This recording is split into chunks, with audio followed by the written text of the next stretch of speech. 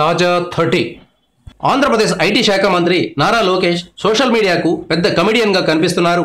AP పప్పు అంటూ ఆయనపై జోకులు పేలుస్తున్నారు. చివరకు గూగుల్ కూడా ఆంధ్రప్రదేశ్ పప్పు ఎవరు అంటే నారా లోకేష్ అని చెప్తోంది. తడబడుతూ తప్పులు మాట్లాడుతూ తెలుగు భాషను కూని చేస్తుంటే ఎవరైనా కామెడీ చేస్తారు. అందులో పెద్ద విశేషమేమీ లేదు. కాకపోతే భాష సరిగా మాట్లాడనంత మాత్రాన అన్ని విషయాల్లోనూ అలాగే ఉంటారనుకోవడం పొరపాటు. ఎద్దు ఈనింది అంటే ఘాట్లో కట్టయ్య అన్న చందంగా ఇటీవల లోకేష్ మీద సోషల్ మీడియాలో ఒక ప్రచారం జరిగింది. తిరుపతి విమానాశ్రయంలో 100 అడుగుల ఎత్తులో జాతీయ జెండాను సీఎం చంద్రబాబు ఆవిష్కరించారు.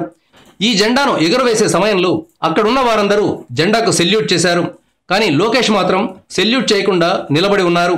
మంత్రిగా ఉన్న లోకేష్ ఇలా చేయడం ఏమిటి అని నెటిజన్లు విరుచుకుపడ్డారు.